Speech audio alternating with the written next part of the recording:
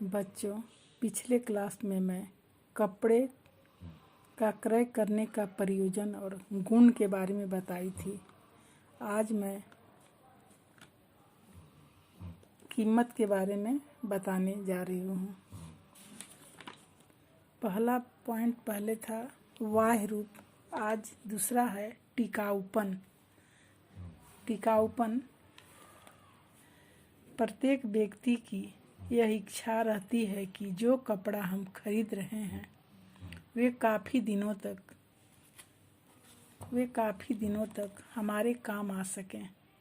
इस टिकाऊपन के अंतर्गत कपड़े का सौंदर्य एवं रंग भी सम्मिलित होते हैं। यदि कपड़े का रंग कच्चा है और वह कुछ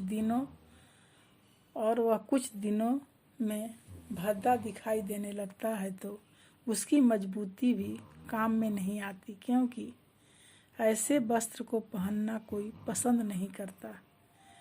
अधिक ऐंठन वाले धागे से बने कपड़े अधिक मजबूत होते हैं। टिकाऊ कपड़ा आपको धन का उचित लाभ देता है। गर्म व रेशमी कपड़ों की तुलना में सूती और रासायनिक तंतुओं से बने कपड़े अधिक टिकाऊ होते हैं।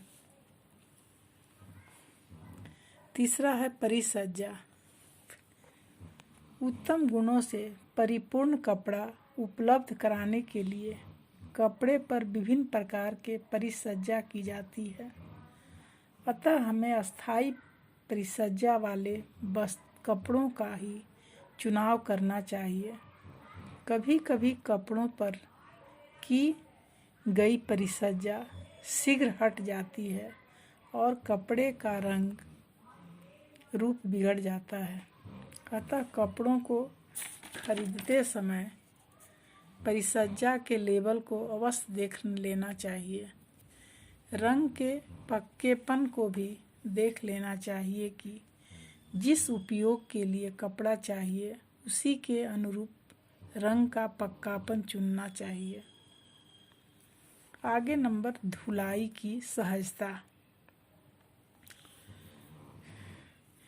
वस्त्र दैनिक उपयोग की वस्तु है, अतः इसका अस्वच्छ अथवा गंदा होना स्वाभाविक है। साधारणतः वस्त्रों में दाग धब्बे भी पड़ जाते हैं, जिन्हें छुड़ाने के लिए केमिकल के प्रयोग करना आवश्यक हो जाता है। अतः कपड़ा ऐसा खरीदना चाहिए जो आसानी से साफ किया जा सके, कपड़े पर केमिकल का विपरीत प्रभाव न हो और धोने से उसकी विशेषता निखर सके, यानी जो कपड़े धुलने के बाद भी नए के समान लगते हैं वे अधिक लोकप्रिय होते हैं। पैराग्राफ चेंज कर। सभी प्रकार के कपड़ों की अपेक्षा सूती वस्त्र को धोना आसान होता है, क्योंकि इस पर ताप, घर्षण, रगड़ आदि का कोई हानिकारक प्रभाव नहीं पड़ता है। जड़ी और गोटे के काम वाले वस्त्र और रेशम या ऊन आदि से बने कपड़े को धोने में विशेष सावधानी की आवश्यकता होती है। इन पर ताप, क्षार, घर्षण आदि का हानिकारक प्रभाव पड़ता है। अतः मूल्यवान वस्त्रों को शुष्क धुलाई से धोने की आवश्यकता होती है। अतः कपड़ा खरीदते समय यह ध्यान में रखना आवश्यक है कि किस प्रकार के कपड़ों को कैसे धोया जाए और उसे कैसे इस्त्री किया जाएगा।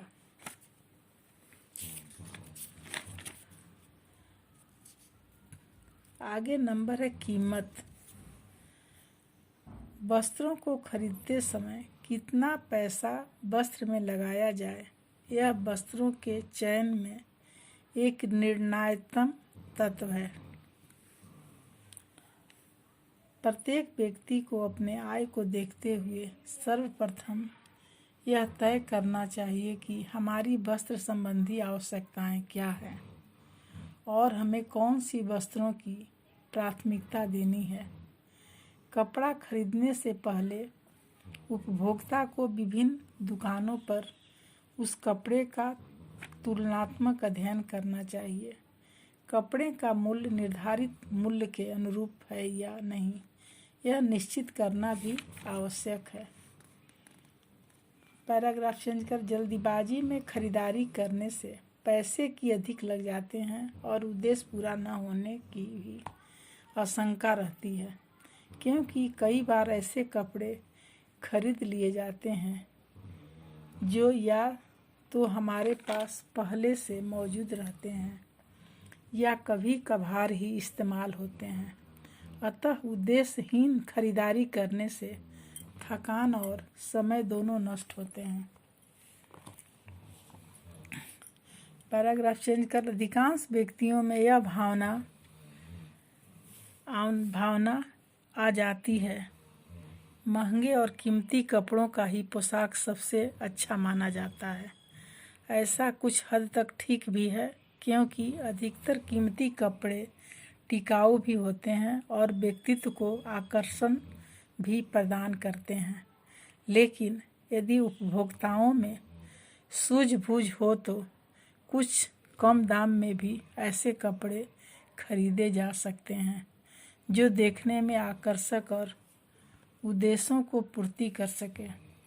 अतः कपड़े की खरीदारी में कीमत का बहुत बड़ा महत्व है।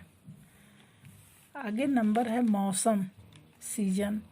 वस्त्रों का मुख्य काम शरीर की गर्मी और सर्दी से रक्षा करना है तथा प्रतिकूल परिस्थितियों में भी सामान्य ताप को बनाए रखना है। अतः कपड़ा हमेशा मौसम के अनुकूल ही लेनी चाहिए। गर्मी में हमेशा सूती कपड़ों को ही उपयोग में लाना चाहिए, क्योंकि यह शरीर के पसीने को तुरंत सोख लेता है तथा गर्मी में सफ़ेद और हल्के कपड़े अधिकांश ठंडक प्रदान करते हैं, क्योंकि यह सूर्य की गर्मी को अधिक मात्रा में अवशोषित नहीं करते। अतः ऐसे मौसम में खद्दर के कपड़े सबसे अच्छे लगते हैं, क्योंकि यह ठंडे होते हैं और अधिक पसीना सोखने की शक्ति रखते हैं। गर्मी के मौसम में अधिक पतले कपड़े जैसे मलमल आदि का उपयोग नहीं करना चाहिए, क्योंकि इनमें लू लगने की संभावना अधिक रहती है और यह शरीर के पसीने को भी पूरी तरह सोखने में असमर्थ होते हैं।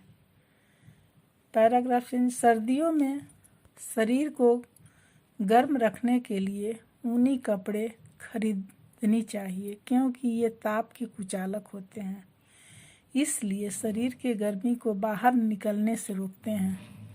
अतः सर्दी में हमेशा गहरे और गर्म रंग जैसे लाल, पीला, नारंगी, काला आदि रंगों के कपड़ों का उपयोग करना चाहिए, क्योंकि गर्म रंग सूर्य के किरणों को शीघ्र अवशोषित कर लेता है, जिससे वे गर्म रखते हैं। ऊनी कपड़ों की तरह रेशमी कपड़े भी सर्दियों में उपयोग किए जाते हैं, क्योंकि रेशमी कपड़े भी ताप के कुचालक होते हैं। बरसात के मौसम में रासायनिक तंतुओं से बने कपड़े उत्तम सिद्ध होते हैं, क्योंकि ये पानी कम सोखते हैं, इसलिए गीले नहीं लगते और शीघ्र ही सूख जाते हैं। ऐसे कपड़ों पर सिलवटें भी नहीं पड़ती। पैराग्राफ चेंज करके, इस प्रकार हम देखते हैं कि गर्मी, सर्दी और बरसात के मौसम में क्रमशः सूती, ऊनी, रेशमी तथा रासायनिक तंतुओं से बने कपड़े का उपयोग अपनी आवश्यकता के अनुसार करते हैं। ठीक है बच्चों, अब अगले क्लास में